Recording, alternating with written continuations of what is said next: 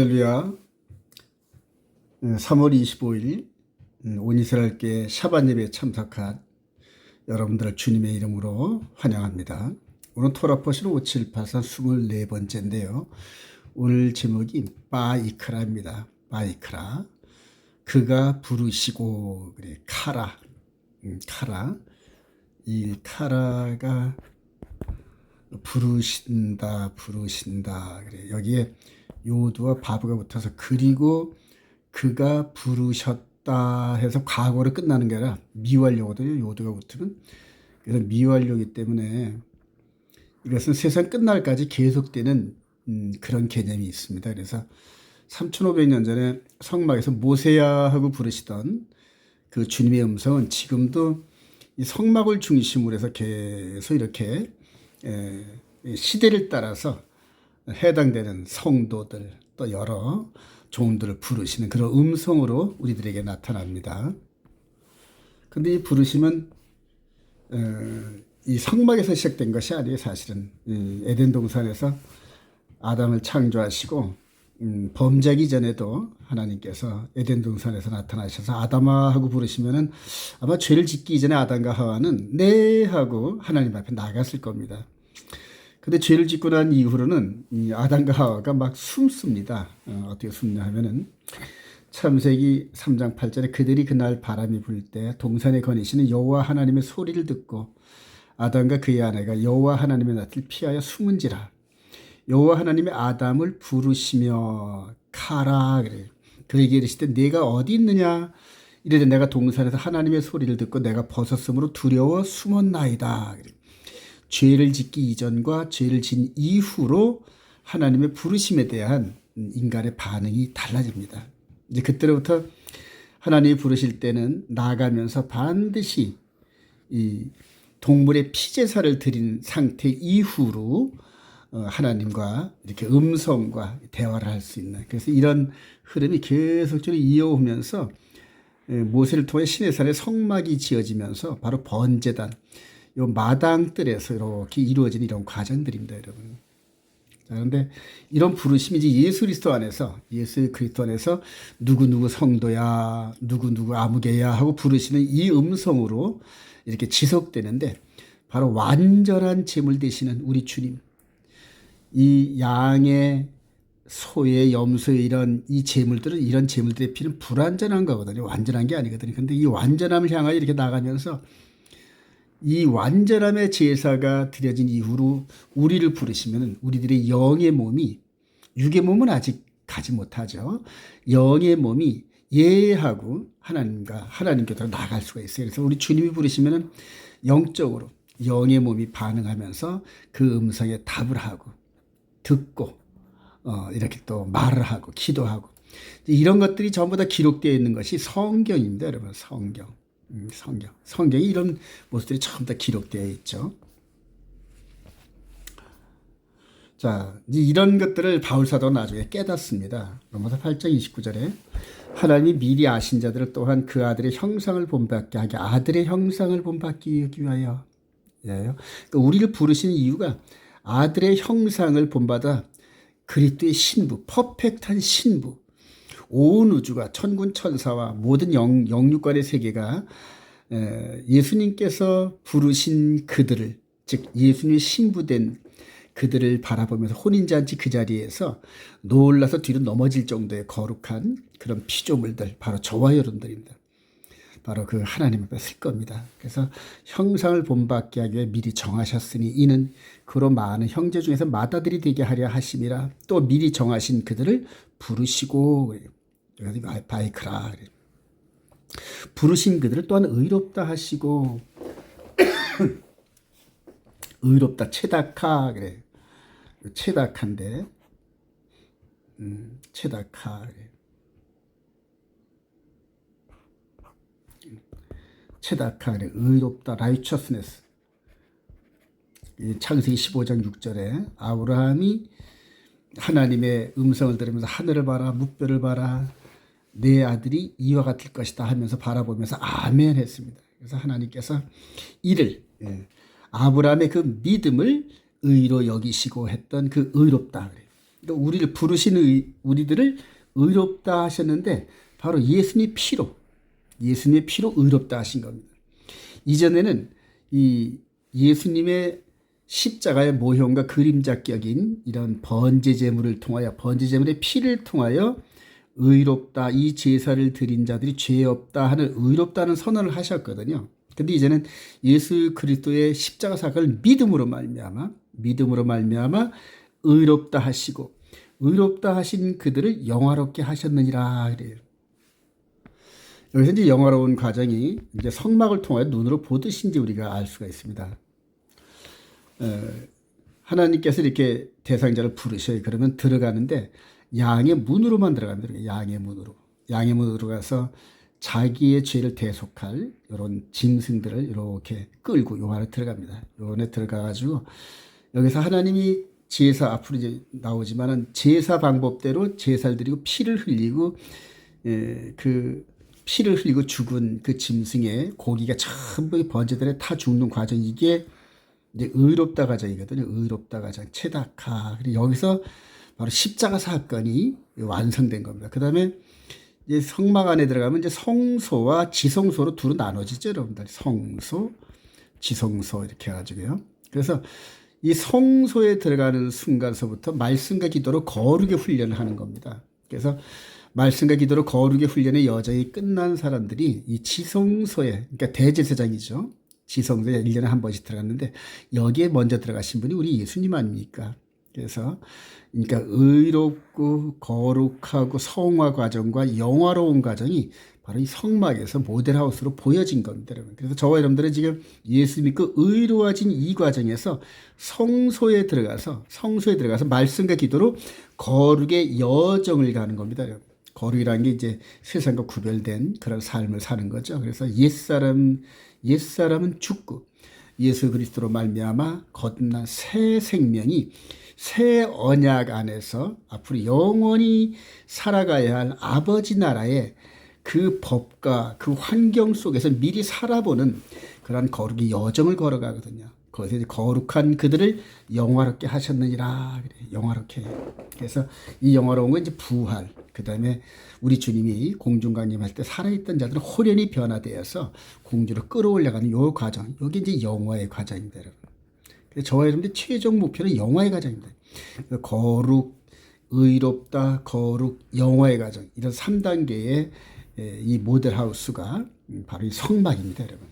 자, 그래서 데살로니가서 5장 23절에 평강의 하나님이 친히 너희를 온전히 퍼펙트하게 거룩하게 하시고 그래요. 또 너희의 온 영과 혼과 몸이 우리 주 예수 그리스도의 강림하실 때에 흠없게 보존되기를 원하노라. 왜 그럴까요? 이런 자들만 올라가거든요. 이런 자들만 부활하고 이런 자들만 변화돼서 휴거하는 겁니다, 여러분. 그래서 너희를 부르신 이를 믿으시니 믿음직하시니 그가 또한 이루시리라.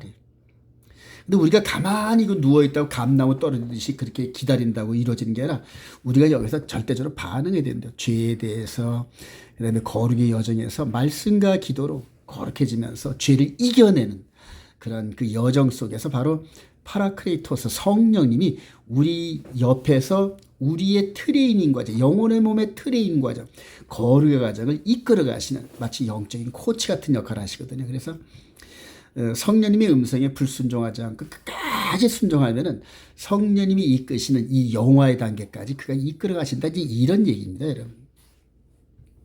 자, 고린도서 13장 12절. 우리가 지금은 거울로 보는 것 같이 심히 하나 그때에는 이제 바로 요때 말하는 거죠, 요때. 그때에는 그래요. 얼굴과 얼굴을 대하여 볼 것이요. 지금은 내가 부분적으로 하나 그때는 주께서 나를 아신 거라 내가 온전히 알리라 그래요. 현재는 부르시는 이 과정 속에서 우리가 아직 육의 몸에 갇혀 있기 때문에 부분적인 그러한 그 대화, 부분적인 교제 이렇게 이루어질 거지만은 그러나 완전히 우리가 영화로운 몸으로 될 때 우리의 신랑 되신 예수님과 우리들이 모여서 아버지한테 영광을 돌리는 그런 삶을 살아가게 될 것입니다. 자, 오늘 바이크라 효막에서 부르시면서 하나님께 나아가기 위해서는 우리가 죄를 고백하는 이런 과정인데 번소화 제 꺼내가지고 5가지 제사가 있습니다. 그걸 이제 스킵을 한번 해보도록 합니다. 먼저 번제, 레위기 1장 3장. 그 예물이 소의 번제이면, 그래, 송아지. 번제이면 흠없는 수컷으로 선별을 하고, 그 다음에 이 선별한 그 죄를 지은 그 예물을 드리는, 속죄 제물을 드리는 그 당사자가 머리에 안수할지니, 그래요. 머리에 안수할지니, 안수를 통하여서 죄를 고백하고, 죄를 고백한 그 고백의 죄가 안수를 받은 이 짐승의 몸으로 이렇게 스며드는 이제 그런 구조입니다. 그리고 그 숫송아지를 잡을 것이요, 그래요. 그는, 그래요. 그 숫송아지를 끌고 온 그 당사자는 안수를 하고 그 숫송아지를 잡으래요. 잡아서. 근데 이거 죽이는 게 쉽지 않아요. 여러분, 이거 저는 생전 이렇게 이런 짐승을 못 죽여봤는데, 재물을 끌고 온 당사자가 죽인답니다, 여러분. 당사자가. 그래서 여기서 이 송아지나 이 양을 죽이기 위해서 아주 온몸에 피를, 짐승의 피를 묻혀가면서 아주 고전하고, 그래야 이제 나중에 겨우 죽는답니다, 여러분. 직접 해본 목사님께서 간증을 하시는데, 진짜 쉬운 일이 아닙니다. 그리고 이제 그 죽은 번제물에 가죽을 벗기고 각을 뜰 것이요. 저와 여러분들이 정육점에 된다고 하면은 소나 돼지 이렇게 각을 뜨는 그런 분들을 보게 됩니다. 날카로운 칼로 뼈는 뼈대로 살은 살대로 해가지고 그냥 각을 뜹니다. 각을 떠가지고 그 전부를 제단 위에서 불살라. 제단 위에서 불살을 해요. 그래서 불을 살네. 그러니까 죄인이 죄를 진 사람이 이렇게 해가지고 이런 이 동물의 사체를 제사장에게 갖다 주면 여기다 놓고 태웁니다. 태워서 완전히 재가 돼가지고 재도 부스러져서 없어질 때까지. 그러니까 실제적으로 이런 소나 양이나 비둘기가 죽는 거지만은 그러나 고백한 죄가 죽는 거거든요. 고백한 죄, 즉 그 죄를 지은 하나님의 백성, 그 당사자의 죄가 소멸되는 과정이라서 하나님께서 아주 기뻐하시는 향기로운 이런 죄를 미워하고 죄가 소멸되는 그러한 과정들에 이것을 기뻐하신다. 이렇게 표현할 수가 있겠죠.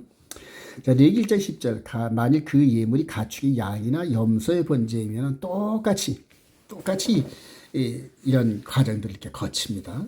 그래서 또 여호와께 향기로운 냄새라 이렇게 표현을 합니다. 레위기 3장 1절에 사람이 만일 화목제의 제물을 예물로 드리되 화목제, 여기 이제 제바흐인데 제바흐 그래요. 자, 그래서 똑같이 드리면서 이는 화제라 여호와께 향기로운 냄새라. 그래서 세 번째 화목제까지 이렇게 드립니다. 제바흐 여러분 기억해 주시기 바랍니다.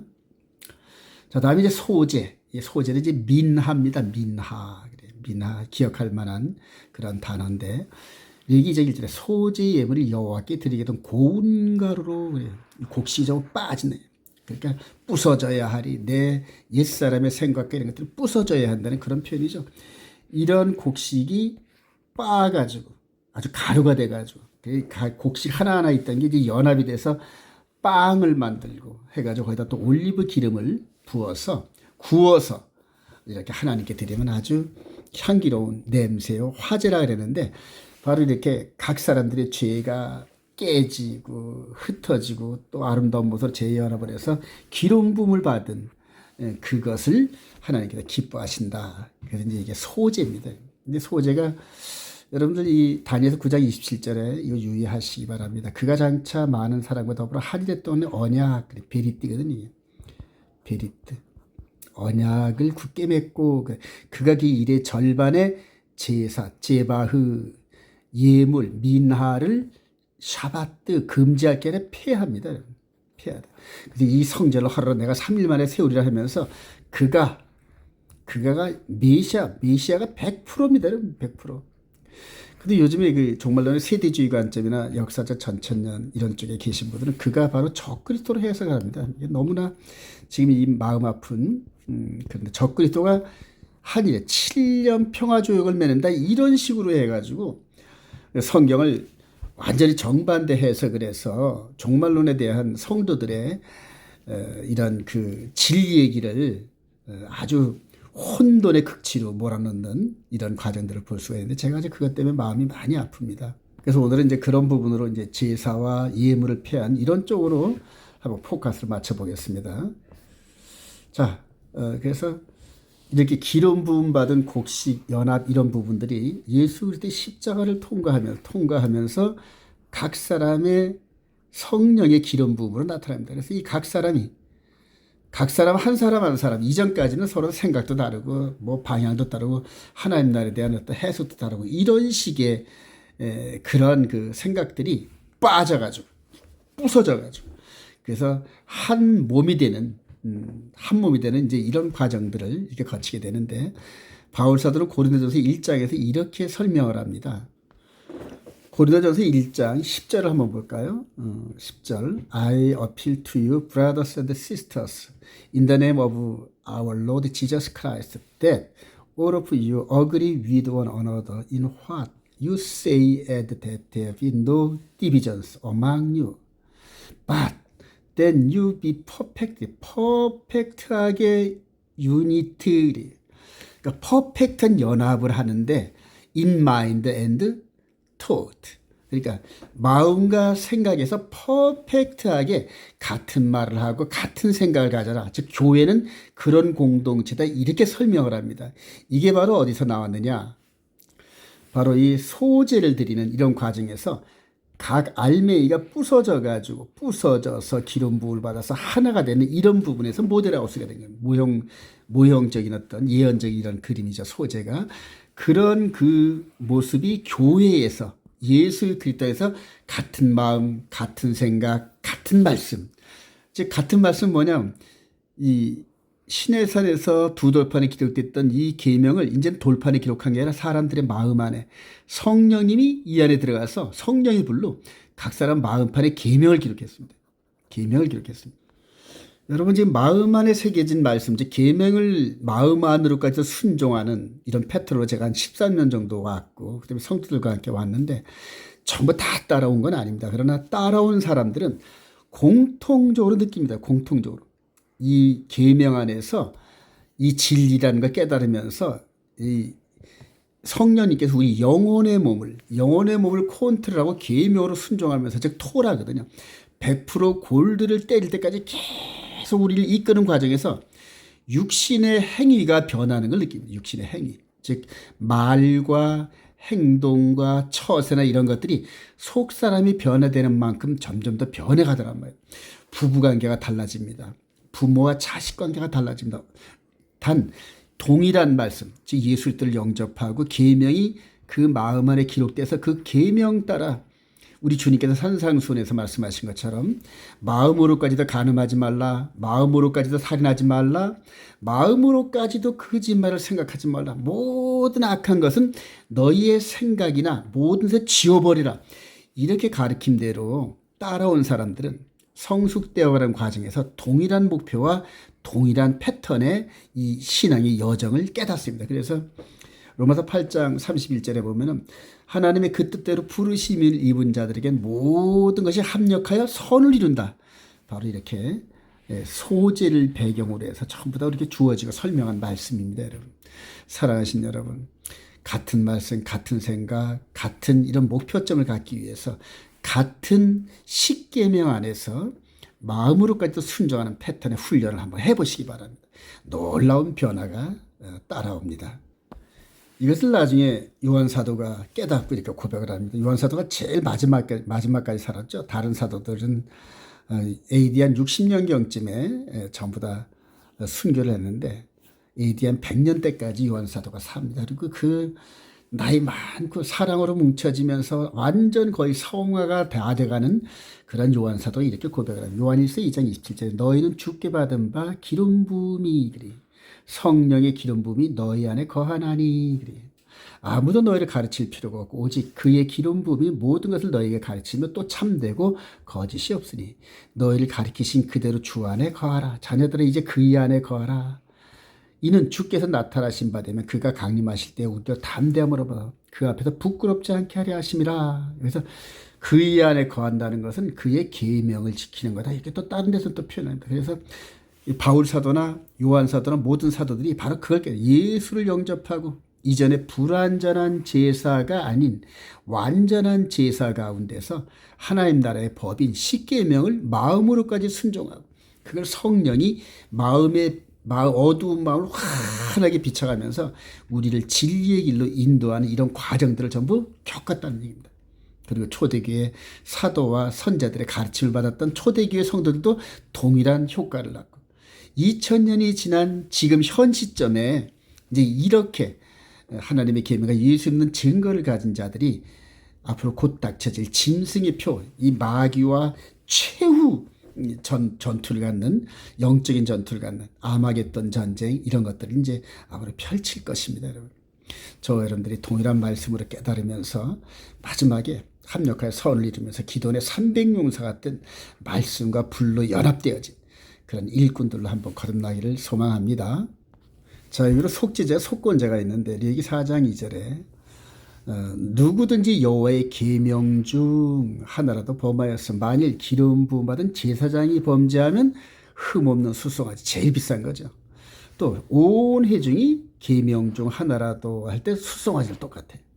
또 만일 족장이 여호와의 계명 중 할 때 흠없는 순염소 조금 값이 좀 떨어지는 그래서 지위에 따라서 이렇게 그 드려지는 제물과 이런 것들이 값이 이렇게 결정이 되는군요.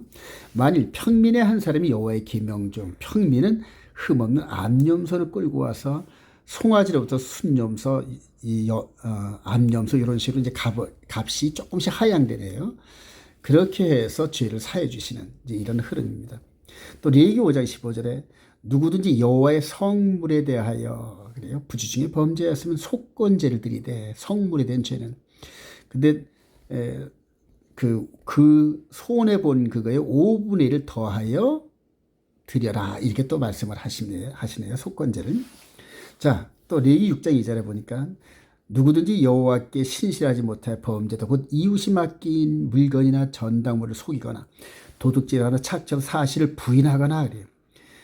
딱 잡아댄다는 얘기죠. 요즘에 잡아떼는 게 너무 많아요. 근데 그걸 확인도 할 수도 없고 솔로몬의 그 지혜가 있어서 그런 진실된 판결을 할 만한 판사도 없고요. 아주 완전히 요즘 돈, 권력 이게 많이 그러니까 말세가 되니까 이제 이런 식으로 하나님의 법이 땅에 떨어지면서 마귀가 이렇게 주장하는 이런 환경들이 이렇게 펼쳐지는 거죠.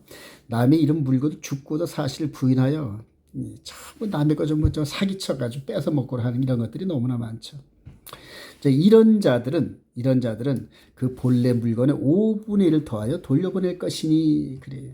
그 죄가 드러난 날에 그 인자에게 줄 것이야. 제사장은 여호와 앞에 그를 위하여 속죄한즉 그는 무술로 허물이 사함을 받으리라. 그래서 이스라엘 백성들의 특권은 하나님 나라의 언약 백성의 특권은 죄를 짓더라도 죄를 탕감받는 제도가 있다는 겁니다, 여러분. 이제 그런 제도가 성막에서 동물의 제사, 곡식의 제사 그래서 그걸 제바흐, 미나 이렇게 포괄적으로 얘기하는 겁니다. 자, 근데 이런 제사 제도가 이제 서서히 모세 때로부터 한 500년 후에 다윗 왕이 등장하면서부터 조금씩 뭔가 이렇게 진리로 접근하는 과정들을 겪습니다. 다윗의 시편 40편 고백인데요. 내가 여호와를 기다렸더니 귀를 기울이사 나의 부르짖음을 들으셨도다. 나의 부르짖음을. 근데 어떤 부르짖음은 나를 기가 막힐 웅덩이와 수렁에서 끌어올리시고 그러니까 다윗이 지금 웅덩이와 수렁에 빠져 있는 상태라는 얘기입니다. 근데 그런 상태를 내 발을 반석 위에 두사 내 걸음을 견고하게 하셨도다. 이런 사건이 뭘까요? 바로 다윗의 일평생 동안 하나님 앞에 죄를 진 게 밧세바와의 사건이거든요. 밧세바를 충성스러운 부하 우리아의 아내인 밧세바를 임신을 시키고 물타기를 하려고 우리아 장군을 이렇게 끌어다가 한다니까 요압 장군을 시켜가지고 최전선에 보내서 우리아 장군을 죽입니다. 죽이면 살인을 했죠. 그래서 간음, 거짓말, 그다음에 살인, 그래요. 이런 여러 가지 이런 것들을 죄를 한번 이렇게 짓기 시작하면은 마치 고구마 줄기처럼 그냥 계속 이렇게 연달아 짓게 됩니다, 여러분. 그래서 아예 죄의 시초를 끊어야 되는데 이런 과정 속에서 나중에 나단 선지자가 와서 꾸짖으니까 바로 무릎을 꿇습니다. 그리고 회개하고 잘못했다고 하나님 앞에 침상에 뜰 정도로 눈물을 흘리며 기도하고, 그래서 용서함을 받았지만 결과적으로 우리야 장군 한 사람을 이렇게 살인하면서 4명의 아들을 뺏깁니다. 4명의 아들을. 솔로몬 바세바가 낳은 첫째 아들, 이름 모를 그 아들이 첫 번째요. 암논이 두 번째요. 그다음에 압살롬이 세 번째고, 그다음에 마지막 솔로몬과 왕권 다툼을 했던 아도니아, 4명이 전부 다 이렇게 젊어서 죽은 이런 사건들을 말씀입니다. 즉 4마리 양을 갚아야 될 이런 법에 적용을 받은 걸로 봅니다. 자, 그런 죄 가운데서 용서함을 받은 다윗이 얼마나 홀가분할까요? 그래서 새 노래, 새 언약, 새 노래, 곧 우리 하나님께 올릴 찬송을 내 입에 두셨으니 많은 사람이 보고 두려워 여호와를 의지하라. 여호와를 의지하고 교만한 자와 거짓에 치우친 자를 돌아보지 않는 자는 복이 있도다. 그래. 여호와 나의 하나님의 주께서 행하신 기적이 많고 우리를 향하신 주의 생각도 많아 누구도 주와 견줄 수가 없다. 내가 널리 알려 말하고자 하나 너무 많아 그 수를 셀 수도 없나이다. 하나님의 은혜가 넘치는 거죠. 그러면서 이제 성령의 음소를 듣습니다. 6절에 보니까 주께서 내 길을 통하여 내게 들려주시를 제사, 제바흐, 예물, 미나를 기뻐하지 아니하시며 번제와 속지제를 요구하지 아니하신다 하신지라. 그럼 뭘 원하시나요? 그때 내가 말하기를 내가 왔나이다. 나를 가리켜 기록한 것이 두루마리 책에 있나이다. 바로 메시아를 본 겁니다. 메시아. 하나님께서 그때 아직 성전이 서 있지 않는 상태에서 성막이 있는 그런 데서 번제 제사와 이런 것들을 드리는 그 시절에 다윗의 눈을, 영적인 눈을 떠서 이 제바흐 동물의 피와 예물 이 부분은 진짜 내가 원하는 게 아니다. 딱 한 사람 메시아가 있다. 이런 식으로 이렇게 말씀을 주십니다. 나중에 예수 그리스도를 통과하면서 다윗의 이 고백, 성경에 기록된 시편 40편을 이끌어다가 예수 그리스도께서 완전한 제사와 예물임을 증거하는 히브리서 기자가 히브리서 10장 1절에 율법은 그래. 율법은 뭐냐면 아까 제사 드리는 제바흐, 미나 이런 시스템을 말하는 제사 제도를 말하는 겁니다. 그러니까 계명이라든가 안식일 이런 것들이 아니라 죄 지은 자가 하나님 앞에 부르심을 받고 나아갈 때 피제사를 드리는 그 제사법을 얘기하는 거거든요. 율법은 장차 올 좋은 일의 그림자일 뿐이요 참 형상이 아니라 해마다 늘 드리는 같은 제사로는 나아오는 자들을 언제나 온전하게 할 수 없느니라. 그렇지 아니하면 섬기는 자들이 단번에 정결하게 되어 다시 죄를 깨닫는 일이 없으리니 어찌 제사 드리는 일을 그치지 아니하였으리. 그러나 이 제사들은 해마다 죄를 기억하게 하는 것이 있나니 이는 황소와 염소의 피가 능히 죄를 없이 하지 못함이라. 그러므로 주께서 세상에 임하실 때 이르시되 하나님이 제사와 예물을 원하지 아니하시고 오직 나를 위하여 한 몸을 예비하셨도다. 번제와 속죄를 기뻐하지 아니하시나니 이에 내가 말하라. 하나님이여 보시옵소서 두루마리 책에 나를 가리켜 기록된 것이 하나님의 뜻을 행하러 왔나이다 하면서 예수 그리스도 메시아. 그리고 요한복음 17장에 보면은 잡히기 전날 밤에 겟세마네 동산에서 기도하실 때 그냥 피땀 흘리면서 기도하실 때 바로 이 다윗이 봤던 영적으로 봤던 이 십자가 사건의 주인공이신 그분이 그냥 그 6월절 어린 양으로 이렇게 드리신 이런 과정들, 또 그 후에 히브리서 기자가 그걸 보면서 성령의 감동으로 바로 예수가 메시아고 예수가 여자의 후손이시고 이제 이런 식으로 이제 증거하는 게 바로 성경이죠, 여러분. 성경을 구속사적으로 이렇게 깨달으시면서 성령의 인도하신 음성을 듣기를 소망합니다. 다윗 이후로 약 250년 후쯤의 사람이죠. 이사야 선지자가 왕족인데 이사야 53장 1절에서는 다윗이 봤던 이 메시아에 대한 예언적 그림보다 더 확고한 마치 그냥 그들을 그냥 쭉 렌즈로 찍은 것 같은 그런 모습으로 이제 메시아의 이 십자가 사건을 보게 됩니다. 한번 읽어볼까요? 이사야 53장 1절.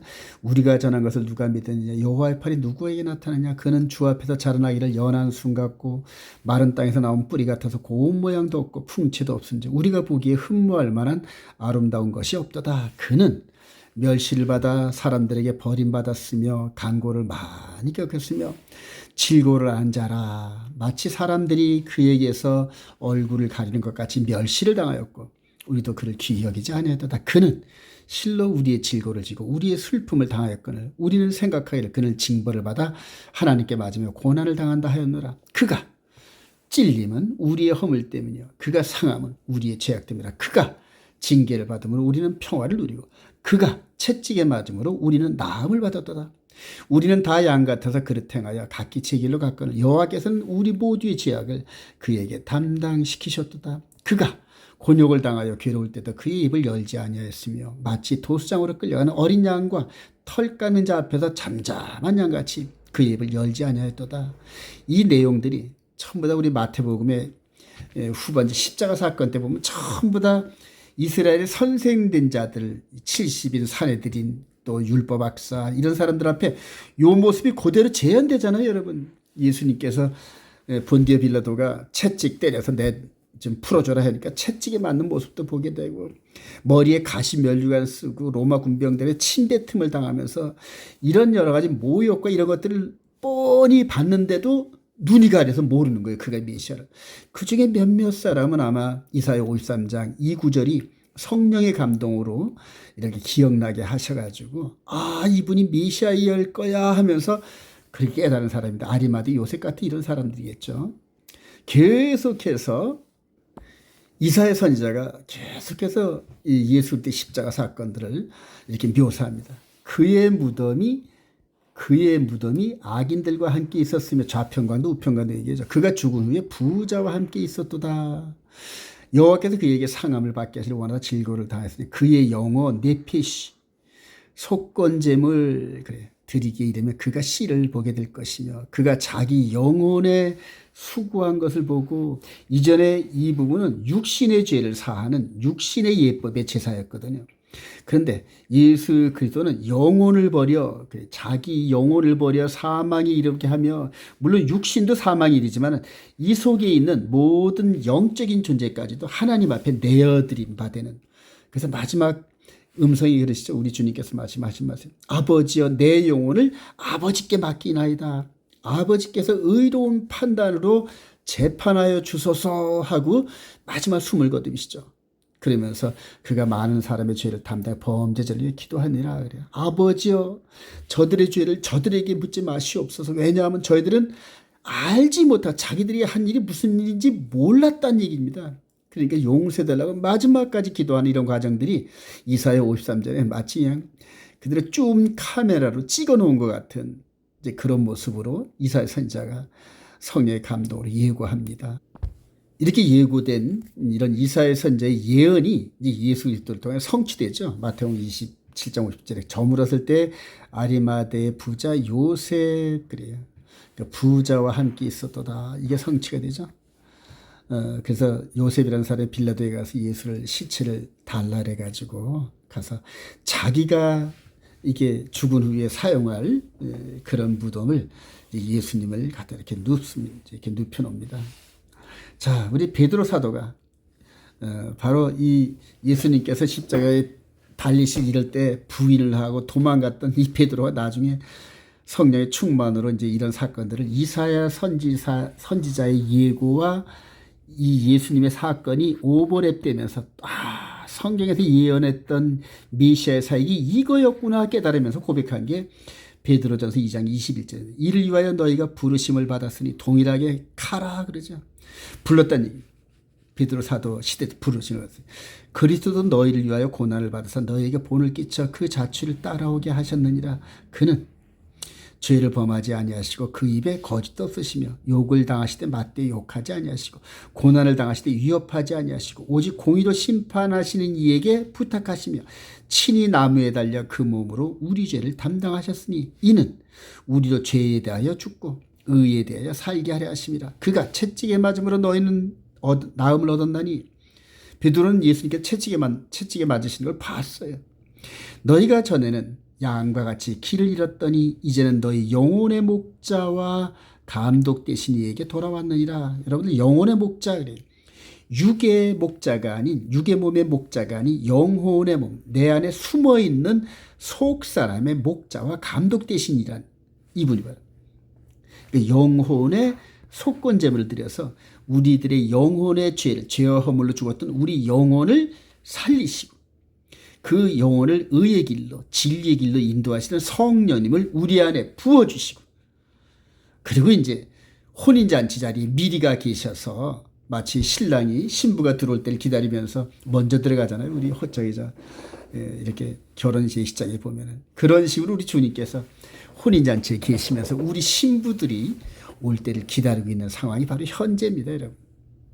자, 이런 와중에서 모세를 통해 부르시고 다윗, 그다음에 이사야 선지자 이런 식으로 통과되었던 제사의 예물을 폐하신 그분이 이제 주전 800년쯤에 예고됐던 이것을 발판으로 해서 주전 538년쯤에 포로 생활 70년이 마무리될 쯤 돼서 다니엘 선지자에게 이게 확대해서 보입니다. 다니엘.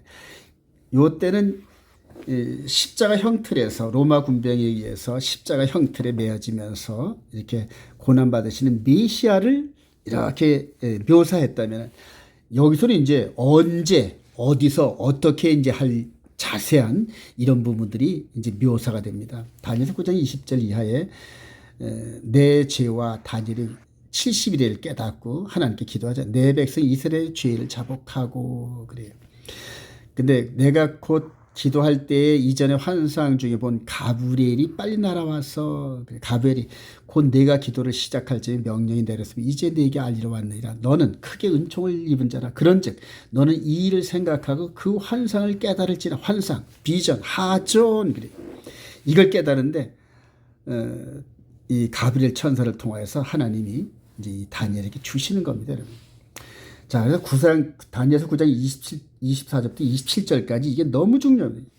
최고로 중요하다 봅니다. 이걸 올바로 이해하는 것이 너무너무 중요합니다, 여러분. 다니엘 9장 24절, 내 백성과, 그래, 이스라엘이죠. 내 거룩한 성을 위하여, 예루살렘 성이죠. 이른 이대를 기한으로 정하였나니, 이게 하나님이 정하셨기 때문에 이른 이대를 하루도 넘길 수도 없고 뺄 수도 없는 겁니다. 하나님이 그렇게 딱 정하셨대요. 그 기간 안에 허물이 그치며 죄가 끝나며 죄악이 용서되며 영원한 의가 드러나며 환상과 예언이 응하며 또 지극히 거룩한 메시아가 기름 부음을 받으리라. 그러므로 너는 깨달아 알지니라. 예루살렘을 중건하러 영인할 때부터 기름 부음을 받아 곧 왕이 일어나기까지 7일에와 62일에가 지날 것이요. 그래서 다니엘이 메시아의 이 등장 연한을 예루살렘 중건령이 내릴 때부터 69일에 7일에와 62일에, 그러니까 기간을 한 483년 정도 되네요. 69일이면요. 그러니까 어느 시점에 메시아가 올 것인지 정확한 타임을 가리킨 겁니다, 여러분. 그리고 요때쯤 돼서 69일쯤 돼가지고 이제 침례 요한이 광야에서 회개하라, 천국이 가까운다 이런 식으로 이렇게 얘기를 하고, 여러 예루살렘의 이런 관원들이 그런 일이 있을 때마다 보내서 저게 누군지, 선지자냐 메시아냐 이런 식으로 해가지고 그 진위 분별을 하려고 했던 게 사복음서에 나오죠, 여러분. 자, 그리고 예순두 일의 후에, 예순두 일의 후에, 예순두 일의 요 후에, after, 너무 중요한데, 요 이전까지는 메시아가 등장하는데, 메시아가 등장할 거다. 69일 until. 자, 그런데 예순두 일의 이후에 기름 부음을 받은 자가 끊어져 없을 것이며 하면서 기름 부음, 메시아가 끊어져 없어진대요. 이상하죠, 이거 퀘션 마크. 근데 69일의 이후에 69일에와 70일의 사이 어딘지는 모르지만 여기서 끊어져 없어지신대요. 요 7년여간 사이에 언제 끊어질지 모르겠는 거예요. 자, 장차 하나님의 백성이 와서 그 성읍과 성소를 무너뜨리며 그의 마지막은 홍수에 휩쓸릴 것 같으며 또 그까지 전쟁이 있으니 황폐할 것이 작정되는, 이게 바로 예루살렘을 통하여서 전쟁과 황폐할 것이 작정됐다는 얘기입니다, 여러분. 세상 끝날 때까지. 그래서 AD 70년 티토 장군에 의한 성전 함락과 AD 135년에 바코크바의 메시아 전쟁 같은 이런 그 전쟁 때문에 온 열방으로 쫓겨나가죠, 이스라엘 백성들이. 그리고 2000년 가까이 흐르면서 지금 이스라엘 백성들이 다시 전 세계에서 모여들기 시작하잖아요. 근데 왜 그러냐? 아직까지 하나님이 정하신 70일에가 끝나지 않았기 때문에 그런 겁니다. 그래서 이제 가운데 이제 요 사건이 나오는데, 자, 그가 아까 이사야 선지자가 그가 그러잖아요. 그가 장차 많은 사람들과 더불어 한 해 동안의 언약을 베리트 굳게 맺고 그가 그 일의 절반의 제사와 예물 즉 제바의 미나를 금지할 것이면 이게 폐한다는 얘기거든요. 그럼 여태까지 이사야 다윗 왕을 통하여서 제사와 예물을 기뻐하지 아니하신다. 그다음에 진짜 제사와 예물이 메시아시다. 이런 식으로 이렇게 구속사적 관점으로 이렇게 하나님께서 계시해 주신 이런 것들이 이제는 다니엘을 통하여 구체적으로 어느 시점에 그런 메시아가 등장하고 어느 시점에 뭐가 벌어지는 건지 자세히 설명하는 거예요. 그래서 제사와 예물을 금지할 것이며 그래요. 그러니까 한 일의 절반에 그 일의 절반에 그래서 우리가 여기서 힌트가 우리 예수님의 사역이 3년 반이잖아요. 3년 반. 그 일의 절반에 즉 3.5년에 그럼요 나머지 3.5년은 뭐냐 다니엘서 7장 25절에 적그리스도 즉 작은 뿔이 42달을 권세를 잡는 이제 이런 예언이 있습니다. 그래서 앞으로 적그리스도가 등장하는 요 42달 요게 이스라엘 백성들의 남은 연한입니다, 여러분. 그리고 요 전산연반과 후산연반 사이가 뭐가 있느냐 바로 기독교 2000년의 역사입니다. 이제 이거를 사람들이 모르는 거죠. 예. 그래서 지금 전산연반은 예수님의 사역, 후산연반은 적그리스도 사역. 그 다음에 그 사이에 지금 저와 여러분들이 지금은 은혜 받을 만한 때요. 지금은 구원을 받을 때 이방인의 충만한 시대가 이렇게 마무리되어가는 그때 그 시절을 지금 살고 있는 겁니다. 그래요. 그래서 제사와 예물은 폐해 준 줄로 믿습니다, 여러분. 근데 지금 이스라엘 백성들이 다시 세계를 이렇게 지배하다시피 하면서 이들이 뭘 하면 제3성전을 세우려고 해요. 3성전. 여기서 뭐 하고 싶어서 그럴까요? 바로 제사와 예물 드리려는 거거든요. 즉 하나님께서 다니엘을 통하여 제사와 예물을 메시아를 통해 폐한다. 이렇게 성경으로 선언을 했는데 우리는 그거 인정하지 못합니다. 다시 예물을 드리겠습니다 하고 성전을 짓는 게 그게 제3성전입니다. 그리고 그 제3성전에 내가 하나님이다 하고 등장하는 게 바로 적그리스도고요. 앞으로 되어지는 종말론 사건이 바로 이렇게 이루어지는 겁니다.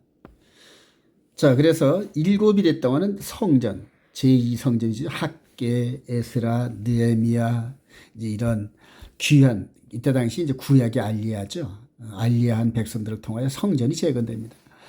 다음으로 성전을 중심으로 사람들이 모이니까 예루살렘 성읍이 다시 번성을 합니다. 번성을 하고, 그 다음에 이제 번성할 무렵에 우리 주님께서 그 예루살렘 성이 번성할 무렵에 베들레헴에서 이렇게 태어나신 요게 바로 69일에 요까지가 이제 30세쯤 되셨던 얘기입니다. 30세쯤 되시고 그리고 69일에는 요 시간의 이 지계표를 넘어서 바로 침례 요한한테 침례를 받으시고 그 다음에 마귀에게 시험을 받으시면서 공생애를 시작한 게 3년 반입니다. 3.5년. 그리고 공생에 마무리할 때쯤에 십자가 사건을 통하여 한 일 동안에 언약을 굳게 맺는 이 유월절 세들이죠. 한일의 새 언약 체결합니다. 그래서 떡을 떼면서 이거는 내 몸이다. 너희들이 먹어라. 포도잔을 나누면서 이것은 많은 사람을 위하여 흘리는 바 나의 피 곧 언약의 피니라 그러면서 새 언약을 체결하십니다. 새 언약. 옛 언약은 시내산에서 두 돌판에 기록됐었는데 이스라엘 백성들이 금송아지 사건을 깼잖아요, 여러분. 그래서 에레미야 31장 31절 33절로 에레미야를 통하여 새 언약을 예고하십니다. 내가 이스라엘 백성들과 유다 집에 새 언약을 맺으리라. 뉴 커버넌트 베리트. 그리고 이제 당사자. 근데 새 언약은 이전에 성전에서 드리는 동물 제사 갖고는 안 되는 겁니다, 여러분. 그래서 예수님의 보혈의 피로서 이 새 언약의 중보 제물이 이제 쓰는 거죠. 그래서 한일의 중간에 우리 주님께서 이렇게 십자를 지시면서 보십시오. 한일의 중간에 전삼년반 사약 그리고 십자가 사건이 오순절 이후로 이방인의 사도가 된 바울 사도 나는 이방인에게 가노라 그러면서 로마서 11장에 이 신비를 너희가 알지 못하기를 내가 원하지 않으니 이 신비는 이방인의 수가 충만해질 때까지 이스라엘의 덜어는 완악해진 거니까 눈이 가려진다는 얘기입니다. 눈이 가려요. 그리고 이제 지금 저와 여러분들이 2000년의 끝자락에 서 있거든요. 이렇게. 그리고 여기서 이제 들어가면서 다시 제3성전이 성전이 세워지는 시점부터 이제 후 3년 반, 3.5년, 즉 작은 뿔에게 허락했던 후 3년 반의 세월을 시작하십니다. 하나님께서. 그리고 그와 동시에 이스라엘 백성들의 남은 기간도 이 기간 동안 채워지는 겁니다. 그래서 적그리스도의 3년 반과 마지막 이스라엘 백성들의 3년 반의 시간이 같이 병행해 갑니다. 근데 요즘 이제 가장 큰 미혹은 뭐냐면 이스라엘 백성들 가운데 유대인, 즉 유다 왕국에 대한 이런 이스라엘의 민족적 신학관입니다. 그게. 그래서 메시아가 오면은 예루살렘을 중심으로 전 세계를 통치할 것인데 그게 천년왕국하고 오버랩을 시켜가지고 예수님이 재림하시면은 1000년 동안 예루살렘, 즉 이 성전이 있는 여기를 전 세계 수도로 삼아서 온 열방을 1000년 동안 통치하고 이제 이런 식으로 이제 신학을 세우는 게 세대주의거든요. 전부 다 이게 잘못된 겁니다. 성경을 잘못 해석해서. 그래서 우리 주님께서 바로 70일의 마지막 부분에서 재림을 하십니다. 재림을 하시고 데살로니가서 4장 16절 이하에 보면은 주위에서 공중 강림하실 때 이 땅에 아담 이후로 모든 예수 그리스도 안에 죽은 자들이 부활하고 여기까지 살아있는 우리들을 공주로 끌어올려서 공중에서 우리를 영접하시면서 혼인잔치 이끄시는 이게 성경적 그러한 정말로 해석입니다.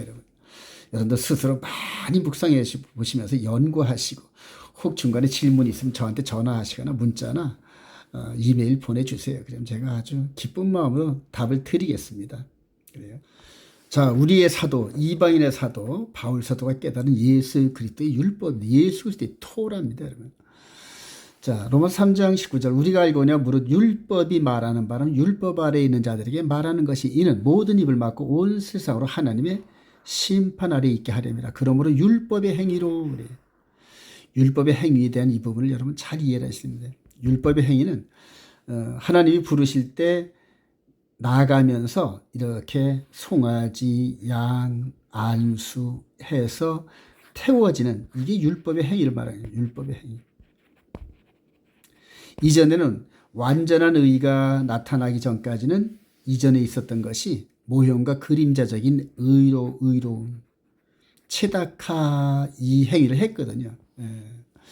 자, 20절에 그러므로 율법의 행위로 그의 앞에 의롭다, 체다카, 라이처스네스 하실 육체가 없나니 율법으로는 죄를 깨닫음이라. 그래서 하나님께 나갈 때마다 계속 아유 저번에 또 드렸는데 왜 또 죄를 져서 똑같이 드려 이런 식으로 해서 계속 같은 제사를 드려.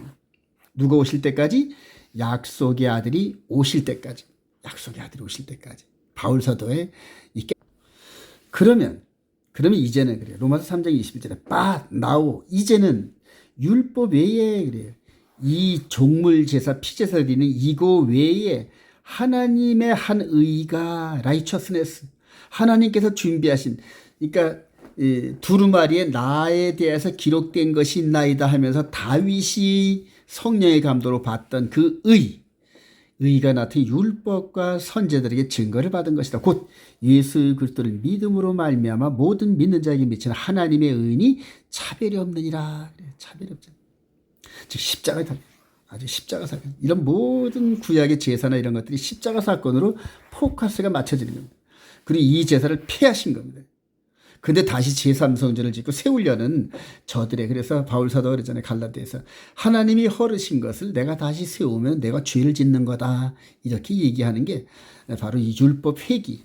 그래서 이 율법은 뭐냐면 동물 제사, 피제사 이런 것들을 말하는 겁니다. 그리고 계명과 이런 것들은 토라가 아닙니다. 여러분 미tzvot 해가지고 하나님의 이 영구불변 변하지 않는 진리의 말씀을 말하는 거거든요. 그래요. 그래서 로마서 8장 1절에 그러므로 이제 그리스도 예수 안에 있는 자는 결코 정죄함이 없나니 이 제사 피제사를 드리면서 완전한 속죄 제사를 드리기 때문에 정죄를 못한다는 거예요. 이 제사 안에서는 자꾸 마귀가 정죄했다는 거예요. 하나님은 의롭다 이렇게 선언하셨는데 하나님 아직 저 제물을 드린 인간의 그 마음 안에 죄가 있는데 어째 의롭다 표현하십니까 하면서 하늘나라에서 자꾸 참수한 게 마귀거든요. 예, 그래서 2절에 보니까 이는 그리스도 예수 안에 있는 생명의 성령의 법이 영의 법, 영의 몸의 법이 영의 몸의 법이 죄와 사망의 법에서 너를 해방하였으니, 그러니까 이 제사, 이 율법 아래서는 죄와 사망을 벗어날 방법이 없다는 그런 표현이거든요. 이거 자체가 죄와 사망의 법이 아니라 이 법 안에 있으면은, 이 법 아래 있으면은 죄와 사망의 굴레를 벗어날 수 없다. 이제 그런 표현을 한 겁니다. 그리고 나서 이제 바울 사도가 아주 유명한 고백을 합니다. 고린도서 9장 20절에 율법 아래 있는 자들에게는, 지금 이 법 아래 있는 자들에게는 내가 율법 아래 있지 아니하나, 자기는 이 안에 있지 않는다는 얘기예요. 그러나 율법 아래 있는 자같이 된 것은 율법 아래 있는 자들을 얻고자 하며, 율법 없는 이방인에게는 내가 하나님께는 율법 없는 자가 아니요 도리어 그리스도의 율법 아래 있는 자이나 율법 없는 자같이 된 것은 율법 없는 자를 구원케 하려는, 즉 전도를 하면서 완전히 하나님의 의에 대해서, 그 다음에 거룩에 대해서, 영화로움에 대해서 완전히 통달한 바울 사도가 마치 장성한 어른이 어린아이들 가르칠 때는 어린아이 수준으로 가는 이제 이런 것들을 표현한 거죠. 그래서 유대인들한테는 가서 그런 척 하면서 저들에게 복음을 전할 기회를 찾았던 거고, 이방인들한테는 그냥 이방인과 같이 어울리면서, 이게 예전에 코셔나 이런 것 때문에 어울리지 못했는데 다 어울렸어요, 바울 사도는. 그래서 이방 지역에 가가지고 전도하러 나갈 때 그냥 성신성이니까 차려온 음식은 묻지도 말고 따지도 말고 먹으라는 얘기예요. 모든 음식은, 우리 주님께서 모든 음식은 다 정하다 그랬는데, 하나님이 지으신 모든 음식은 다 깨끗한 거, 단지 이런 교훈을 주기 위해서 돼지라든가 먹을 짐승 이런 것들을 교훈을 준 거지, 하나님이 원래 지으신 게 악한 게 어디 있겠습니까, 여러분. 그래요. 그렇게 해서 저와 여러분들이 그리스도 율법 아래 있기를 소망합니다. 그래서 바울 신학의 한마디로 말하면은, 자기가 열심히 섬겼던 율법, 이 율법의 의로는 흠이 없다 이렇게 했던 이 율법을 통과하면서 영적인 눈으로 예수 그리스도의 십자가를 바라보는, 바로 이런 거예요. 근데 십자가 복음 외에는, 내가 십자가 외에는, 이게 십자가가 아주 퍼펙트한 제사, 하나님께 나아갈 수 있는 길이요 진리요 생명이라는 얘기입니다. 그래서 예수를 믿는 자에게 십자가의 은혜, 보혈의 피가 우리 마음에 뿌려진 바 되고, 그 다음에 마음에 기록한 십계명, 이게 이제 서로 차이가 나는 겁니다, 여러분. 지금 썬데이를 지키는 이런 분들이 바로 이런 것들을 잘 몰라서 이렇게 안식일이 일곱째 날이 첫째 날로 바뀌었다는 이런 마귀의 미혹에 넘어간 그런 교리에 속아서 전부 넘어갑니다. 지금 그래서 이 마지막에 주님 오실 때 거짓 선지자가 온 세상을 덮는다 그러는데, 이방인은 이방인대로 속아 넘어가고 유대인은 유대인대로 속아 넘어가는 이제 그런 판국에 지금 놓여 있습니다. 결론입니다. 결론적으로 하나님께서는 첫째 것을, 그래, 모세율법 시스템을 폐하시고 둘째 것을 세우려 하십니다. 즉 첫째 것을 폐하시고 두 번째 것을 세우려 하십니다. 자, 히브리서 10장 8절, 위에 말씀하실 주께서는 제사 외물을 번제와 속죄는 원하지도 아니하고 기뻐하지도 아니, 이거 원하지 않는다. 이는 다 율법을 따라 드리는 것이라. 그 후에 말씀하시를 보시옵소서, 내가 하나님의 뜻을 행하러 왔나이다 하셨더니, 그 첫째 것을 폐하심은 둘째 것을 세우려 하심이라. 그가 한 일의 중간에 제사와 예물을 폐한다는 게 바로 이 얘기한 겁니다, 여러분. 적그리스도가 7년 평화정에 맺는 거, 이거 미혹된 겁니다, 여러분. 여러분 아주 굳게 세대주의에 계신 분들은 아주 깊이 연구하세요. 이게 생명하고 이게 직결된 겁니다, 여러분. 히브리서 10장 10절, 이 뜻을 따라, 즉 이렇게 말씀하신 뜻을 따라 예수 그리스도의 몸을 단번에 들이심으로 우리가 거룩함을 얻는, 제사장마다 매일 서서 섬기며 자주 같은 제사를 드리, 이 제사는 언제나 죄를 없게 하지 못하는, 오직 그리스도는 죄를 위하여 한 영원한 제사, 영원한 의 제사이죠. 하나님 우편에 앉아 그 후에 자기 원수들을 자기 발등색이 될 때까지 기다리시나니, 그가 거룩하게 된 자들을 한 번의 제사로 영원히 온전케 하셨느니라. 그래서 이제 같은 제사를 드릴 필요가 없다는 얘기죠.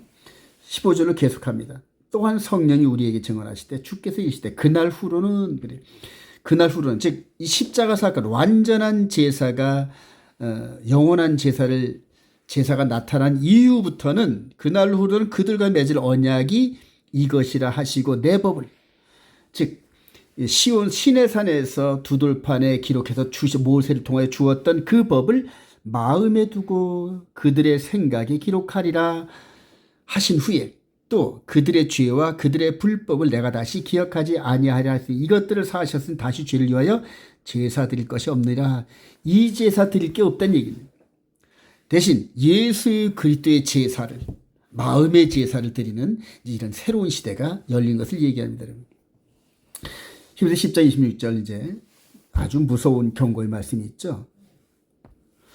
우리가 진리를 아는 지식을 받은 후 짐짓죄를 범한 즉 짐짓 고의로 알면서 이게 죄인 줄 알면서 죄를 범한 즉 다시 속지 않은 제사가 없대요. 오직 무서운 마음으로 심판을 기다리는 것과 대적하는 자를 태울 맹렬한 불만이 있으리라.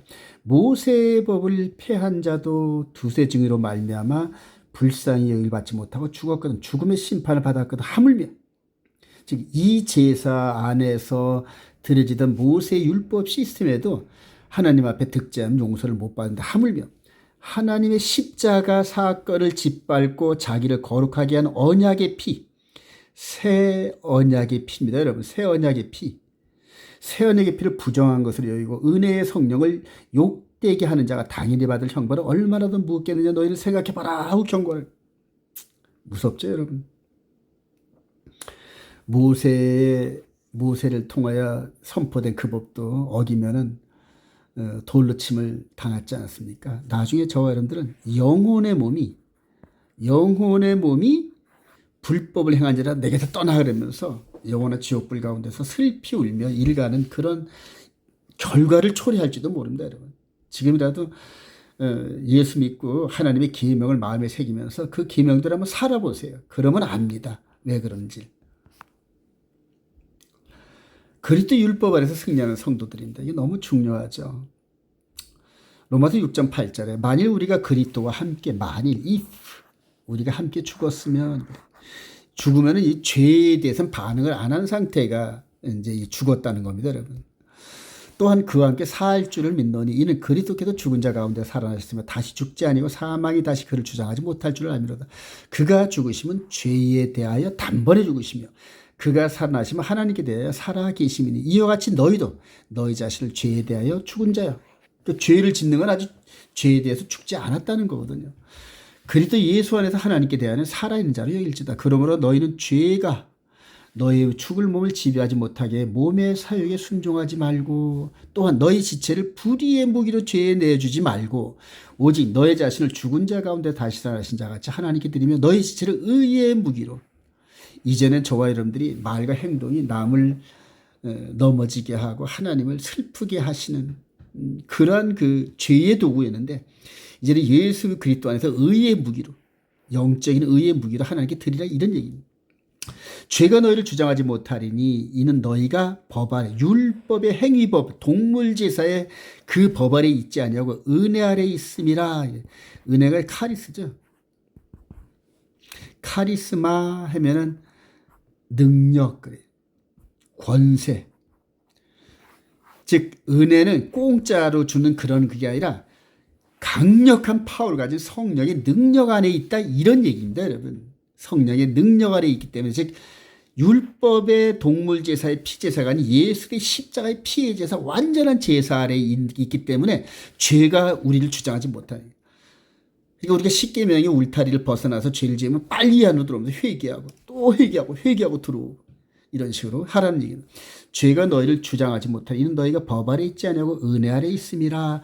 그런즉 어찌하려 우리가 법 아래 있지 아니하고 은혜 아래 있으니 죄를 지으려? 무슨 말이냐? 그럴 수 없지. 죄를 어떻게 져? 이 얘기거든요. 죄를 이겨내라는 얘기. 너희 자신을 종으로 내주어 누구에게 순종하든지 그 순종을 받는 자의 종이 되는 줄 너희가 알지 못하느냐? 혹은 죄의 종으로 사망에 이르고 혹은 순종의 종으로 의에 이르니라. 그래요. 사랑하신 여러분, 지금 저와 여러분들이 이렇게 예수 그리스도를 영접하고 나의 구주로 영접하고 우리 주님이 흘리신 보혈을 우리 마음에 뿌림받고 이렇게 시내산에서 하나님의 품성이 담겨있는 십계명의 메시지를 우리 마음판에 기록한 이 시스템을 순종하라는 얘기인데, 여러분, 이게 복음이거든요. 예수의 복음이 바로 이 얘기입니다. 예수를 믿고 하나님의 계명의 삶을 살아라. 그래서 여러분들 마태복음 5장부터 7장까지 계속 읽어보세요. 나는 너에게 이르노니 마음으로 지은 죄가 얼마나 무서운 줄 아느냐. 친구에게 라가라 한 자도 이미 살인했다. 여자와 남자를 보고 음욕을 품는 그 자체만으로도 벌써 간음을 한 거 아니냐. 이런 식으로 영적인 죄를 그냥 지적을 하시잖아요. 그 죄에서 피할 자가 어디 있겠습니까? 그 피할 방법은 오직 주님의 십자가 보혈 밖에 없습니다, 여러분. 그렇게 해서 죄를 멀리하는 삶을 지금 살아가는 게 바로 거룩의 삶입니다, 여러분. 그리고 그런 사람을 영화롭게 하신다는 얘기입니다, 여러분. 히브리서 6장 1절에 이렇게 선언합니다. 그러므로 우리가 그리스도의 도에 초보를 버리고, 그래, 예수 믿고 마당들 십자가 사건만, 맨날 십자가 사건만 찾지 말란 얘기예요. 이제는 성소에 들어가고 지성소에 들어가서 하나님의 계명에서 말씀의 프랙티스를 통하여서 하나님의 백성다운 모습으로 살아가라는 얘기입니다. 죽은 행실을 회개함과 하나님께 대한 신앙과 세례들과 안수와 죽은 자의 부활과 영원한 심판에 관한 교훈의 터를 다시 닦지 말고 완전한 대로 나아갈지라. 성소와 지성소로 가는 십계명의 메시지가 있는 곳으로 가라는 얘기. 기도와 말씀과 기도로 거룩하게 하면서 죄를 이겨내는 삶을 살아내려는 겁니다.